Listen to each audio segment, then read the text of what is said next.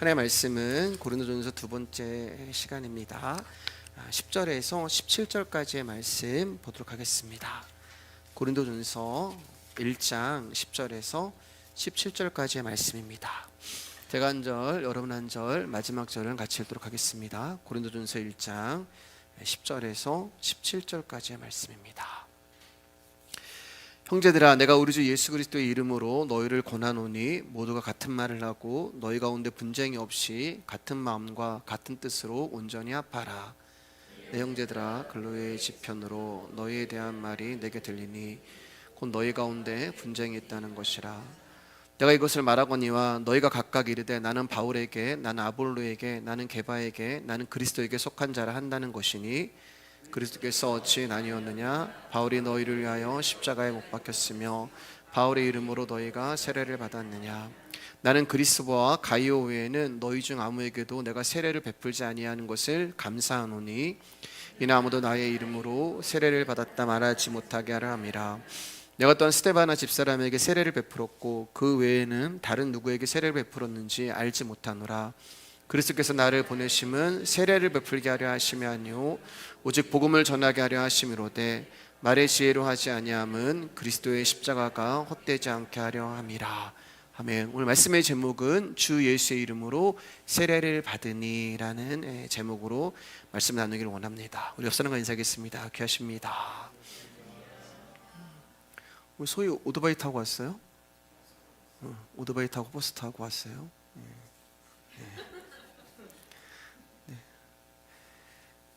그러니까 오토바이 타고 버스 탄 데까지 와서 버스 타고 이제 온 거죠? 네, 알겠습니다. 네.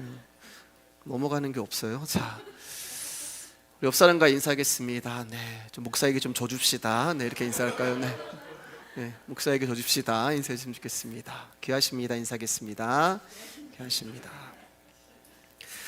많은 사람들이 교회의 부정적인 모습을 보면서 교회를 개혁해야 한다고 이야기를 합니다. 그래서 거기서 나오는 말이 초대교회로 돌아가자, 이런 말을 많이 합니다.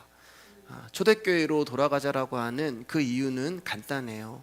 초대교회는 가장 이상적인 교회의 교회다움을 보여주는 교회이며 초대교회의 신앙은 거의 완벽하다고 생각을 하기 때문에 그렇습니다. 초대교회는 고난과 시련 속에서도 믿음을 포기하지 않았고 예수님의 재림을 소망했습니다. 또 물건을 서로 통용하고 재산과 소유를 팔아서 각 사람의 필요를 따라 나눠주며 모이기를 힘쓰고 집에서 떡을 떼며 음식을 나누어 먹었습니다. 이러한 모습과 신앙이 바로 초대교회의 모습이라고 우리는 생각을 하기에 초대교회로 돌아가자고 하는 주장을 거부하거나 반대하지 않는 것입니다. 그러면 한 가지 질문을 드리고 말씀을 이어가 보도록 하겠습니다. 그럼 고린도 교회는 초대교회일까요? 아닐까요? 고린도 교회 역시 우리가 본받고 싶고 닮아가고 싶은 초대교회입니다. 근데 우리가 지난 시간에 고린도전서를 처음 시작하면서 고린도 교회에 여러 가지 문제로 인하여 분란과 어려움이 있었다라고 말씀을 드렸습니다. 교회 안에 파벌이 생겼고 친교를 할 때는 끼리끼리 교제를 했고 교회 안에 음행이 있었으며 그 음행한 자들을 용납하는 일들이 일어났고 교인끼리 문제를 세상의 법정에 소송하고 결혼 문제가 있었고 우상제물에 대한 문제가 있었고 부활에 관한 문제가 있었고 어떤 자들은 자유라고 하면서 쾌락을 추구하고 어떤 자들은 금욕주의로 나가고 은사를 받은 자들은 내가 받은 은사가 최고라고 이야기하고 심지어 바울을 향하여서는 사도가 아니다라고 말할 정도로 우리의 시각으로 보면은 야, 이게 어떻게 교회야 라고 할 정도로 많은 분쟁과 많은 문제와 많은 갈등과 어려움이 있는 교회였어요. 그게 초대교회였어요. 그러니까 초대교회 역시 우리가 생각하는 완벽하고 이상적인 교회가 아니라 인간의 악한 본성이 그대로 드러나는 부정적인 모습으로 인해 문제와 어려움이 똑같이 있었다는 것입니다. 즉 오늘날 개혁을 해야 한다는 교회나 2000년 전의 초대교회나 다를 것이 없었단 말이에요. 왜 그럴까요, 여러분? 교회는 사람들의 모임이기 때문에 그래요. 사람들이 모이고 함께 한다는 것은 문제가 있을 수밖에 없고 갈등이 있을 수밖에 없고 다툼과 혼란이 있을 수밖에 없다는 것입니다. 사도행전 6장 1절입니다. 시작. 그때 제자가 더 많아졌는데 헬라파 유대인들이 자기의 과부들이 매일의 구제에 빠짐으로 히브리파 사람을 원망하니, 초대 예루살렘 교회에 사람들이 많이 들어와서 교회가 이제 커지게 되었어요. 사람들이 많이 모이니까 이제 여러 가지 문제가 일어났는데, 그 중에 하나가 사도들을 중심으로 하는 기존 유대인들과 또 새롭게 교회로 들어오게 된 이방인 헬라파 유대인들 사이에 갈등이 일어나기 시작한 것입니다. 예루살렘 교회에서 사도들이 과부들을 구제했는데 기존의 히브리파 과부들만 구제를 했던 거예요. 그러자 헬라파 유대인들이 마음이 어려웠던 것입니다. 왜냐하면 헬라파 유대인들 가운데도 과부가 있었기 때문에 그래요. 결국 이 일을 마음에 담아두자 불만이 쌓여버리고 폭발을 하게 되는데, 사도들을 향하여서 이 헬라파 유대인들이 왜 히브리 유대인들 과부들만 챙겨주고 헬라파 유대인들 과부들은 챙겨주지 않냐라며 서운함과 원망을 쏟아내게 됩니다. 즉, 이 헬라파 유대인들 시각에서는 사도들이 주류인 히브리파 사람들만 대우해주고 비주류인 자신들은 찬밥 취급한다라고 하는 그런 취급을 받았던 거예요. 그렇게 생각을 했던 거예요.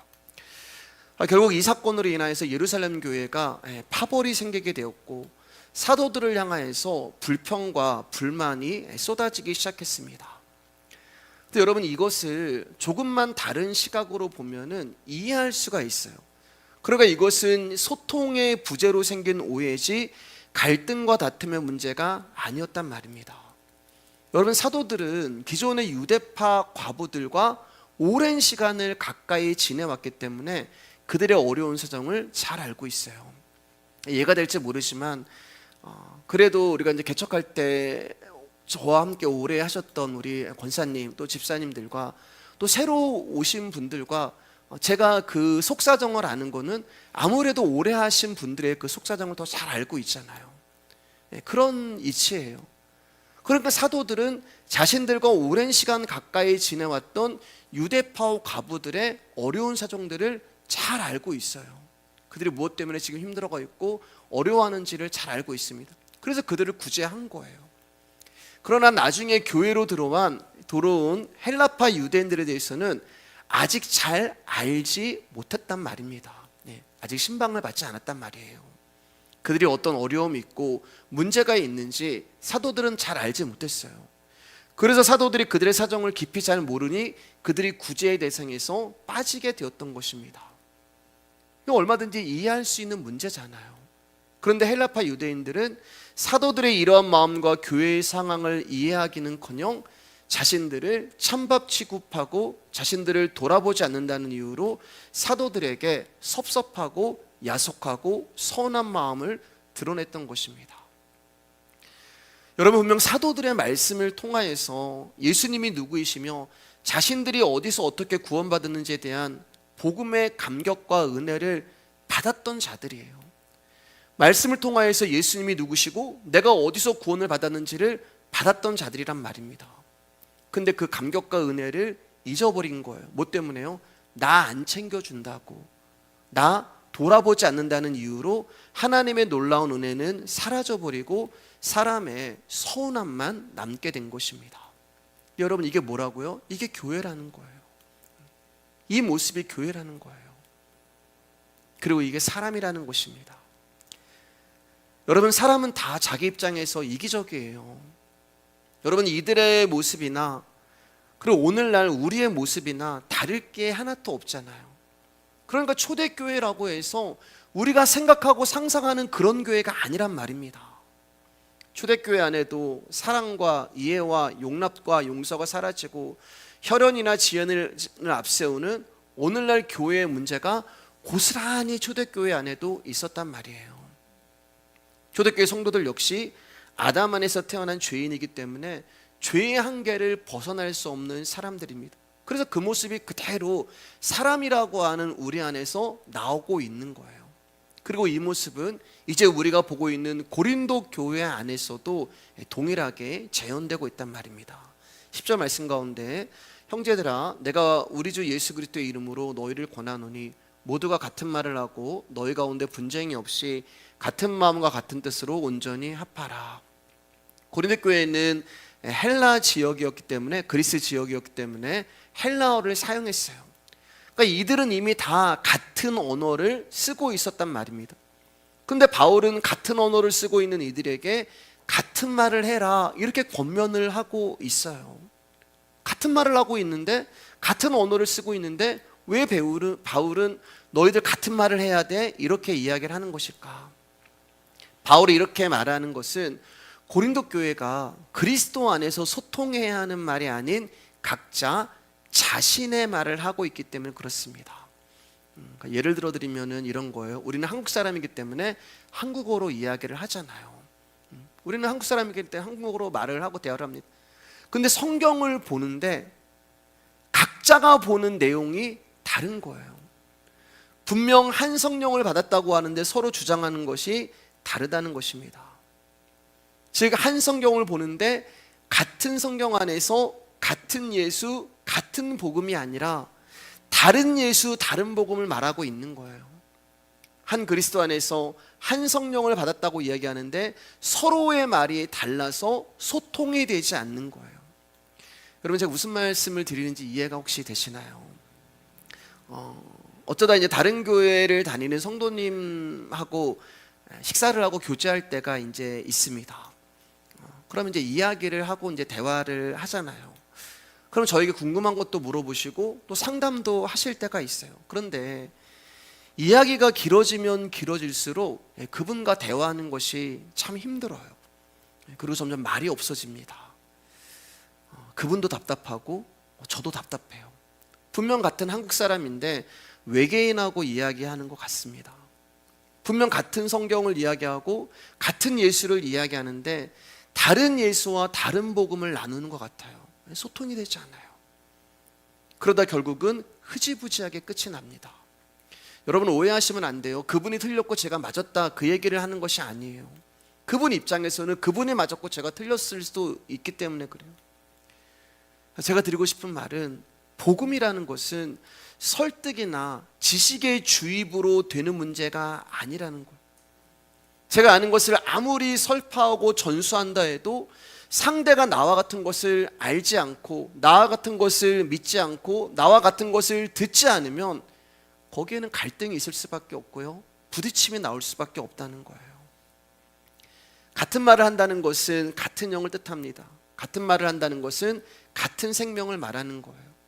그러니까 바울은 고린도 교회에 편지를 쓰면서 주 예수의 이름으로 너희를 권하노니 너희는 같은 말을 해야 한다라는 이 말은 너희들이 예수 그리스도의 영과 예수님의 마음을 받았다면 너희들 입에서 나오는 말은 같아야 한다라는 그 말을 하고 있는 거예요.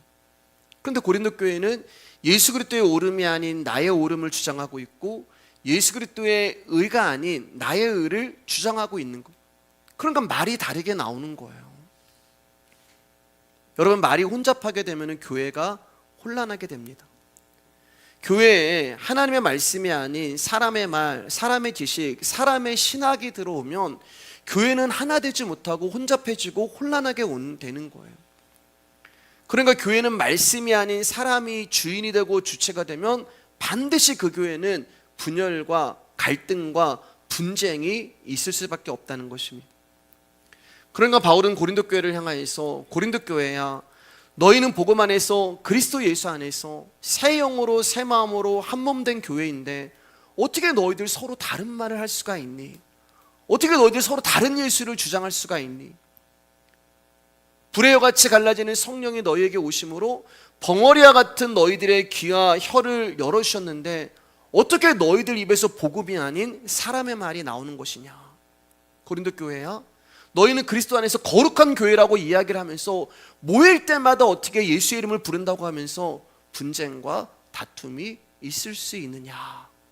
그 이야기를 하고 있는 거예요. 자, 그러면 바울이 이렇게 이야기하는 고린도 교회의 다른 말은 무엇을 말하는 것일까? 12절입니다. 시작. 내가 이것을 말하거니와 너희가 각각 이르되 나는 바울에게, 나는 아볼로에게, 나는 게바에게, 나는 그리스도에게 속한 자라 한다는 것이니. 여러분, 고린도 교회 안에 바울파, 아볼로파, 베드로파, 그리스토파라고 하는 네 개의 조직이 있었던 거예요. 우리 인식으로는 한 교회에 네 개의 파벌이 존재하니까 고린도 교회가 규모가 있는 좀 교회인가 보다, 성도들이 많이 모이나 보다라고 생각할 수 있지만 고린도 교회는 여러분 교인 수가 그렇게 많지 않은 교회였습니다.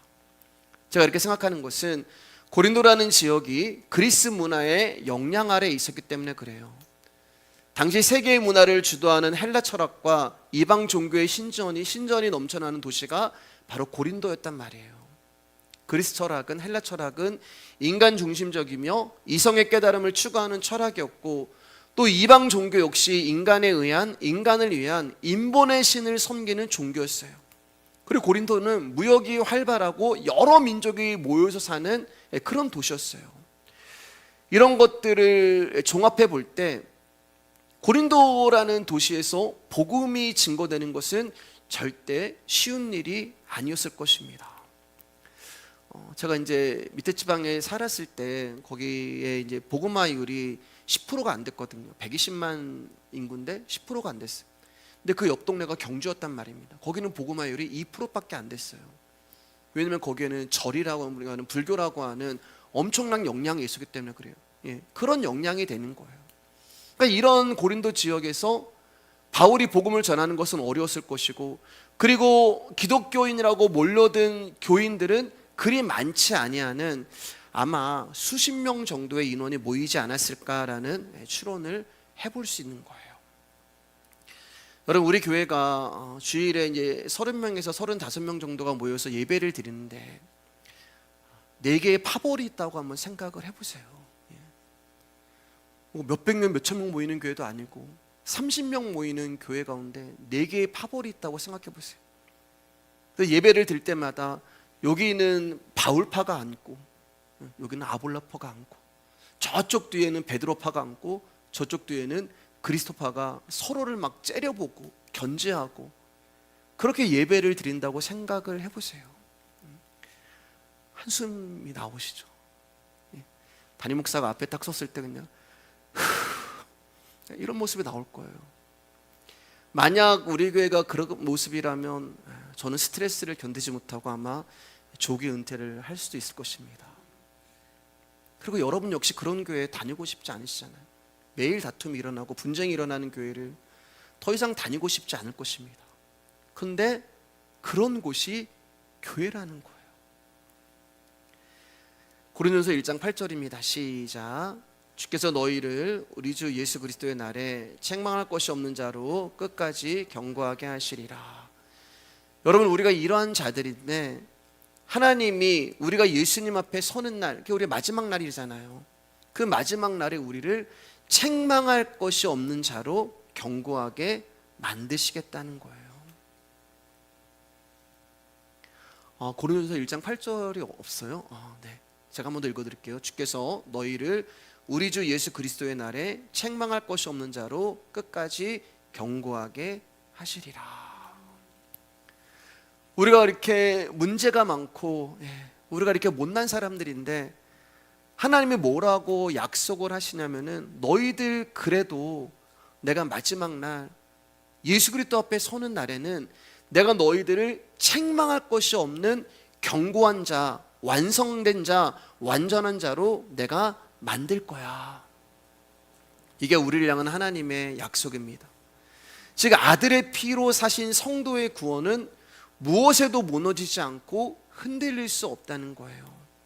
왜냐하면 사람의 조건과 자격이 아닌 하나님의 선택과 부르심에 의한 구원이기 때문에 그렇습니다. 여러분, 구원은 값싼 게 아니에요. 구원은 무엇 때문에 흔들리는 것이 아니란 말입니다. 믿음은 우리의 행함을 보게 하지 않고 십자가에 죽으신 예수 그리스도의 피의 은혜만 믿게 하는 거예요. 다시 본문으로 돌아와서 그럼 고린도 교회에 있는 각파가 주장하는 것이 무엇인지 짧게 한번 들어볼게요. 바울파입니다. 바울파는 말 그대로 바울을 추종하는 사람들이에요. 바울로 인해 고린도 교회가 세워졌기 때문에 당연히 바울을 따르는 자신들이 이 교회의 주인이라고 주장을 했던 것입니다. 두 번째 아볼라파예요. 아볼로는 뛰어난 학문에다가 능통한 성경의 지식을 가지고 있어서 사람들에게 인기가 많았던 사람입니다. 우리 지난 시간에 봤지만 바울은 말도 어눌하고 외모도 불품 없었잖아요. 근데 아볼로는 세련됐습니다. 그리고 말도 굉장히 유창하게 합니다. 사람들이 얼마나 좋아하겠어요. 그래서 아볼로를 따르는 사람들이 아볼로가 바울보다 세련되고 똑똑하기 때문에 아볼로를 따르는 우리가 교회의 중심이다, 이렇게 주장을 했어요. 세 번째, 베드로파예요. 베드로는 여러분 잘 아는 것처럼 예수님의 첫 번째 제자였어요. 그리고 유대인들의 사도였단 말입니다.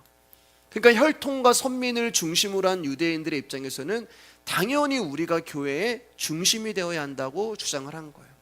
마지막으로 그리스도파입니다. 그리스도파는 바울파, 아볼로파, 베드로파라고 하는 자들이 꼴보기 싫은 거예요. 지들끼리 모여가지고 우리는 바울파야, 아볼로파야, 베드로파야, 이게 꼴보기 싫어요. 그리고 거기에 낄 수도 없는 자들이에요. 그래서 그들이 또 다른 조직을 만든 게 그리스도파예요. 우리는 사람의 이름이 아닌 예수님을 믿는 자들이다. 우리는 사람의 말을 듣지 않는다. 우리는 오직 그리스도의 말만 듣는다라며 다른 파와 차별을 둔 것입니다. 여러분, 이 그리스도파가 얼마나 은사를 따졌는지 모릅니다. 말씀만 듣는다고 얘기하면서 은사와 신비주의 막 여기에 빠졌던 사람들이 그리스도파예요. 그러니까 이름만 들으면은 그리스도를 위하는 것 같지만 이 사람들도 역시 자기의 조직이 옳은 당이라고 주장을 했던 것입니다. 이렇게 고린도 교회는 4개의 파로 나눠졌어요. 13절입니다. 시작. 그리스도께서 어찌 나뉘었느냐? 바울이 너희를 위하여 십자가에 못 박혔으며 바울의 이름으로 너희가 세례를 받았느냐? 4개 파로 나누어진 고린도 교회에 바울이 같은 말을 해라, 같은 마음을 가져라, 같은 뜻으로 온전히 합하라라고 권면한 바울이 이제 세례에 관한 이야기를 하기 시작합니다. 왜 세례에 관한 이야기를 하냐면은 고린도 교회에 얼마 되지도 아니하는 그 인원들 안에서 나는 누구에게 세례를 받았다, 나는 누구에게 세례를 받았다, 이런 자랑거리가 나온 거예요. 나는 바울에게 세례를 받았어, 나는 아볼로에게 세례를 받았어.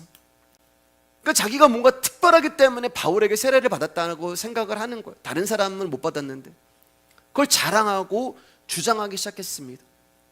그러니까 바울은 고린도 교회 안에 파벌이 생기고 분쟁이 일어나고 갈등과 오해가 무엇으로부터 시작되었는가를 설명하기 위해서 이제 세례의 이야기를 가지고 오는 거예요.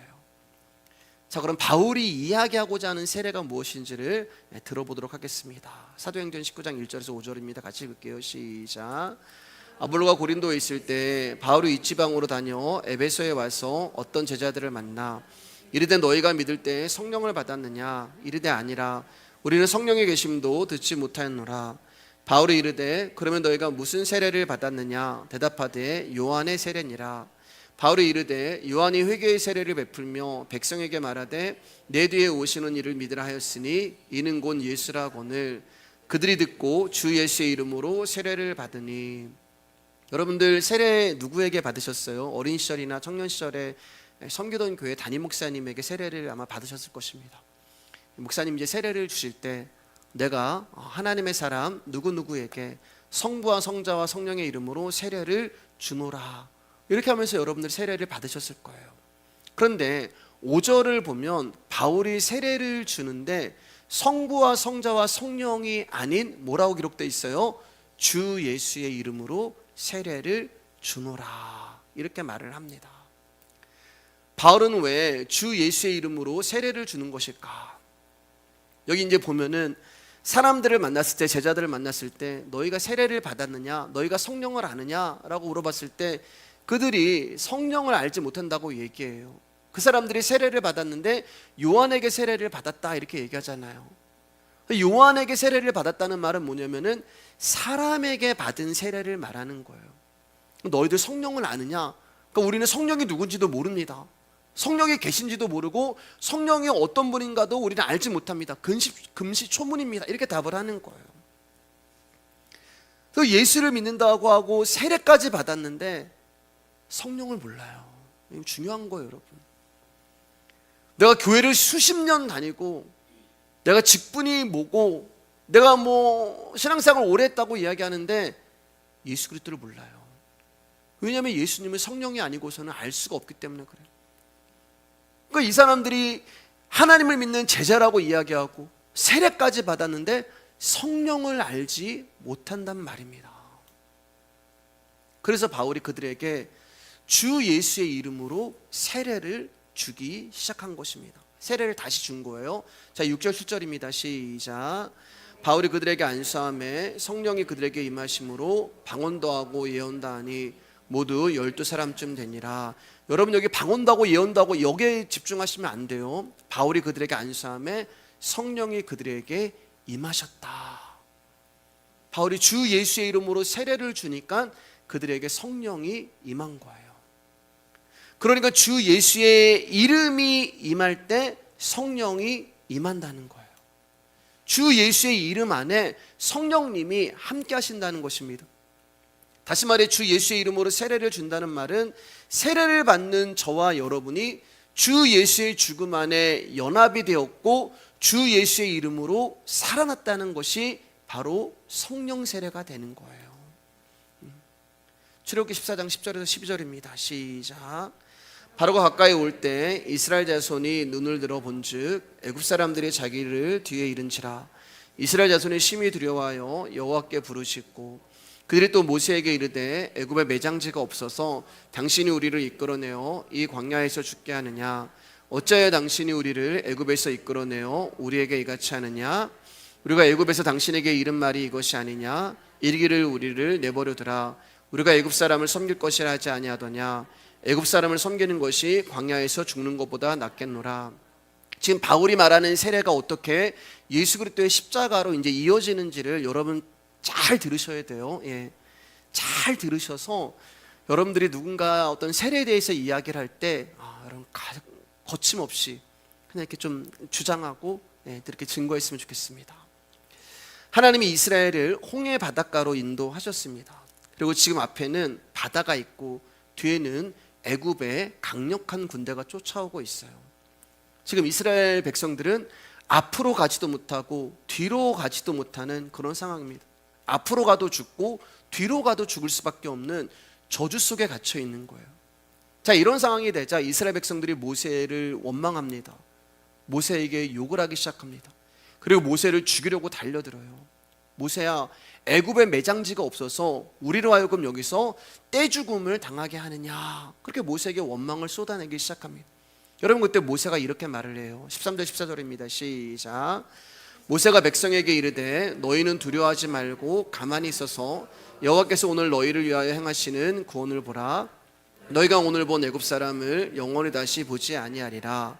여호와께서 너희를 위하여 싸우시리니 너희는 가만히 있을지니라. 모세가 뭐라고 얘기해요? 아무것도 하지 말고 가만히 있어. 그리고 잠잠히 하나님이 하시는 일을 바라봐. 그러면 그 하나님이 하시는 일이 뭐냐는 거예요. 그게 바로 세례라는 것입니다.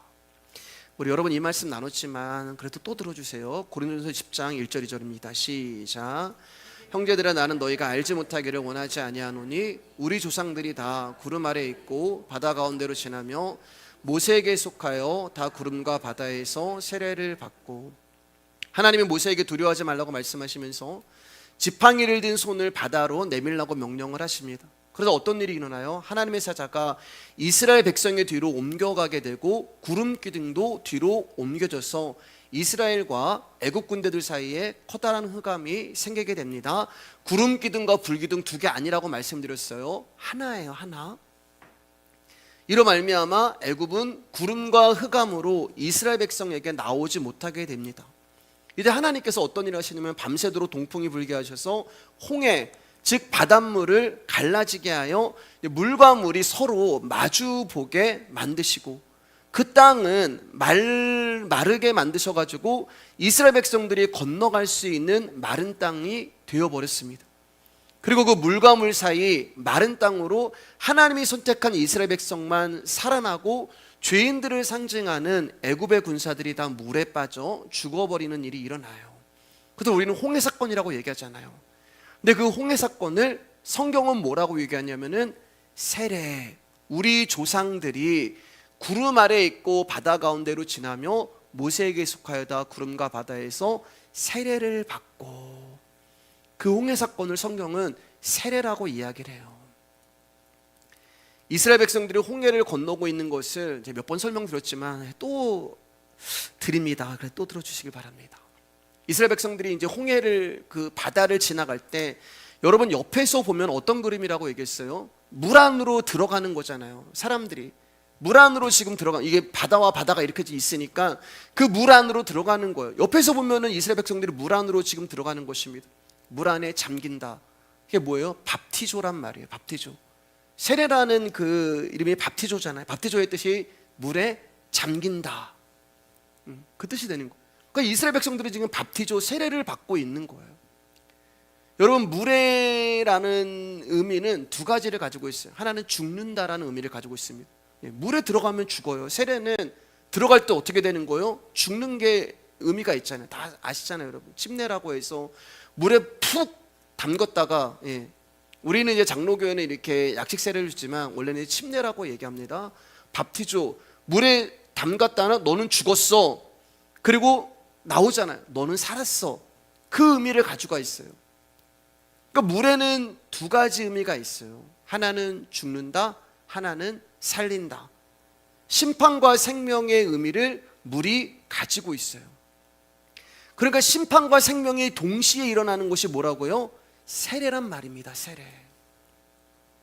저주의 물이 퍼부어져서 죄인이 죽었는데 그 죽음에서 건짐을 받아서 의인으로 살아나는 것이 세례란 말이에요. 그래서 바울이 홍해 사건을 구름과 바다, 즉 궁창 아래의 물과 궁창 위의 물 가운데서 세례를 받는 것이라고 이야기를 하고 있는 것입니다. 그러니까 이스라엘 백성들이 지금 물 안으로 들어가서 이스라엘 백성들이 다 죽어야 된단 말이에요. 죽은 거예요. 전부 홍해라는 물에 잠김으로 죽임을 당했어야 합니다. 근데 이스라엘 백성들이 홍해를 마른 땅처럼 건넜단 말이에요. 홍해를 건너면서 그들은 신발도 젖지 않았어요. 왜냐하면 물에 잠김으로 심판을 당하고 죽임을 당했지만 그 물을 통하여 그들의 죄가 사함을 받고 생명을 얻게 됐단 말입니다. 근데 이들이 살아나고 구원을 받은 것은 어떤 존재에 의해서 일어났다고 말을 하잖아요. 그래서 2절에 모세에게 속하여, 모세 때문에 이스라엘 백성들이 구원을 받은 거예요. 모세 때문에. 다 애국 군대와 똑같이 홍해 안에 잠겨서 다 수장을 당해야 되는데 모세 때문에 이스라엘 백성들은 구원을 받은 거예요. 모세라는 이름의 뜻이 건져내는 자, 구원자라는 의미잖아요. 누구를 말하는 거예요, 여러분? 예수 그리스도를 말씀하는 것입니다. 이스라엘 백성들이 신앙이 좋아서, 믿음이 좋아서, 모태신앙이라서, 헌금 많이 해서, 똑똑해서, 예쁘고 착해서 구원을 얻은 것이 아니라 그들 역시 애굽의 군사들과 똑같이 저주받아 죽어야 했던 자들이었는데 애굽의 군사들은 전부 물에 빠져 죽고 이스라엘 백성들만 살아난 그 이유는 모세만 따라갔거든요. 모세가 홍해를 건너갈 때 이스라엘 백성들이 전부 모세만 따라갔거든요. 그러니까 모세라고 하는 안에, 그리스도라고 하는 그 안에 하나님이 선택한 당신의 백성들을 집어넣으셔서, 그게 그리스도 아니란 말이에요. 모세만 구원했는데 모세 안에 속해 있던 이스라엘 백성들이 구원을 얻은 거예요. 즉 하나님이 이스라엘을 모세 안에 집어넣으시고 물에서 죽이시고, 그래서 모세만 건져내셨는데 모세 안에 있는 저와 여러분들이 살아났단 말입니다. 그 이야기를 하고 있는 거예요. 베드로전서 3장 20절입니다. 시작. 그들은 전에 노아의 날 방주를 준비할 동안 하나님이 오래 참고 기다리실 때 복종하니 아대하던 자들이라. 방주에서 물로 말미암아 구원을 얻은 자가 몇 명뿐이니 겨우 8명이라. 여러분 노아의 가족 8명이 구원을 받았잖아요. 뭐 때문에 구원받았어요? 방주 안에 있었기 때문에 구원을 받았습니다. 근데 그들이 뭔가 잘해서 구원받지 않았잖아요. 예. 제가 창세기 6장 8절이죠. 창세기 6장 8절일 겁니다. 그러나 노아는 하나님께 은혜를 입었더라. 예, 은혜를 입었더라. 노아가 뭐 해서 구원받은 게 아니에요. 하나님이 은혜를 주셨기 때문에 구원을 받은 거예요.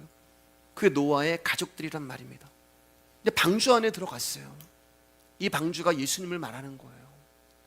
나무로 만든 방주에게 궁창 위의 물과 궁창 아래의 물이 쏟아 부어짐으로 방주가 지금 심판을 당하고 있는 거예요. 다른 말로 나무에 달려 죽으신 예수님에게 심판과 저주가 쏟아 부어지고 있는 것입니다. 여러분, 방주 안에 있다고 상상을 해보세요. 지금 방주 밖에는 막 천둥이 치고 번개가 치고 바람이 막 불고 빗소리가 막 후두두둑 막 내리기 시작하고 무섭게 바닷물이 방주를 때리고 방주 밖에 있는 사람들이 막 살려달라고 막 방주를 막 때리기 시작하고 막 그 방주를 손톱으로 쫙쫙 막 긋기 시작하고 지금 방주 밖은 그런 막 아수라장이 됐단 말이에요. 물로 인하여 처참하고 무서운 심판이 임하고 있단 말입니다. 마치 애국 군사들이 지금 홍해에서 죽어가는 모습이란 말이에요. 근데 방주 안에 있는 노아와 선택받은 노아의 가족들에게는 아무런 일도 일어나지 않아요. 홍해를 건너가는데 신발이 안 젖는단 말입니다. 방주 밖은 공포와 두려움의 심판이 내리고 있는데 방주 안은 평안하고 안전합니다. 왜요? 방주가 그리스도 아니기 때문에 그래요. 그리스도 아니기 때문에. 하나님이 당신이 선택한 백성들을 방주라는 예수님 안에 집어 넣으시고 우리가 받아야 하는 저주의 물을 방주라는 당신의 아들이 다 받게 하신 거예요. 그 십자가잖아요. 그 십자가가 바로 성령 세례가 되는 것입니다. 그러니까 여러분, 성령 세례라는 것은 보통 사람이 할 수 없는 큰 은사와 능력을 말하는 게 아니에요. 뭐 성령 세례 받았다고 방언하고 예언하고 환상 보고 그게 성령 세례가 아니라 십자가에서 죽으신 예수 그리스도를 받는 거, 그게 바로 성령 세례가 되는 거예요. 요한복음 1장 33절입니다. 시작. 나도 그를 알지 못하였으나 나를 보내어 물로 세례를 베풀라 하신 그이가 나에게 말씀하시되 성령이 내려서 누구 위에든지 머무는 것을 보거든 그가 곧 성령으로 세례를 베푸는 이인 줄 알라 하셨기에. 여기도 보면 물과 성령이 나오잖아요. 그러니까 물과 성령은 같이 가요, 여러분. 물로 죽이시고 성령으로 살신단 말입니다. 하나님이 요한에게 물로 세례를 주라고 하십니다. 그리고 이어서 성령이 내리시는 그가 성령으로 세례를 베푸시는 이라고 말씀하시죠. 그러니까 요한은 이미 성령으로 세례를 주시는 분이 누구인지 알고 있는 가운데 먼저 물 세례를 주었던 거예요. 그러니까 물 세례를 주었던 것은 성령 세례를 위한 거예요. 여러분, 물 세례가 그 중요한 거 아니에요. 어떤 청년이 목사님 저는 세례 못 받았는데 그럼 구원받지 못하나요? 저한테 그런 질문을 했어요. 그런 거 아니에요, 여러분. 물은 우리를 죽이고 우리의 죄를 죽이고 죄 때문에 우리를 죽이고, 근데 성령이 오셔서 우리를 살려내는 것을 성경에 말씀하고 있는 것입니다. 세례 요한이 세례를 줄 때 예수님에게 성령이 임하신 이유는 보통 사람이 할 수 없는 큰 은사와 능력을 예수님에게 주시기 위하여 성령이 임한 게 아니라 저와 여러분의 죄를 짊어지시고 어린 양의 길을 가실 수 있도록 성령님이 임하신 거예요. 동일하게 저와 여러분에게 성령님이 임하시는 이유는 신비한 능력과 큰 은사를 우리가 받기 위함이 아니라 어린 양이신 예수 그리스도를 증거하라고 우리에게 성령으로 세례를 베푸신 것입니다. 갈라디아서 3장 20절입니다. 시작. 누구든지 그리스도와 합하기 위하여 세례를 받은 자는 그리스도로 옷 입었느니라. 여러분, 이처럼 세례라는 것은 그리스도와 하나 되는 것입니다. 세례라는 것은 그리스도 안에 들어가는 거예요. 세례라는 것은 그리스도와 함께 죽고 살아나는 것을 말하는 것입니다. 그렇기 때문에 이 십자가의 세례를 받은 자는 유대인이나 헬라인이나 종이나 자유인이나 남자나 여자나 다 하나라는 거예요. 다시 말해서 바울파나 아볼로나 베드로나 그리스도 교회 안에서는 다 하나라는 거예요. 이것이 세례에 담긴 의미인데 지금 고린도 교회 성도들은 세례를 준 사람들을 주목하고 있단 말입니다. 세례가 뭔지를 몰라요. 나 누구에게 세례 받았어? 나 어느 목사님에게 안수 받았어? 거기에만 지금 주목을 하고 집중을 하고 있는 거예요. 그래서 바울이 지금 이 세례 이야기를 하고 있는 것입니다. 야, 이놈들아, 너희들이 주 예수의 이름으로 받는 세례가 무엇인지 아느냐? 나는 너희들에게 물이나 뿌리는 그런 세례를 주려고 온 게 아니야. 바울이 1년 6개월 동안 고린도 교회에 있었다고 말씀드렸잖아요. 내가 1년 6개월 동안 너희와 함께 하면서 십자가에도 십자가의 말씀, 십자가의 세례, 십자가의 죽음, 십자가의 부활만 증거했는데 너희들 지금 뭐하고 있니? 바울파? 아볼로파? 베드로파? 그리스도파? 그리고 너희들이 누구에게 세례를 받았다고? 나에게 세례를 받았어? 이놈들이 어디서 거짓 증언하고 있니? 내가 이런 일이 생길까봐 내가 세례를 주지 않은 거야. 나는 너희들에게 복음을 증거하러 왔지 세례를 주러 온 것이 아니다 라고 책망하고 있는 거예요.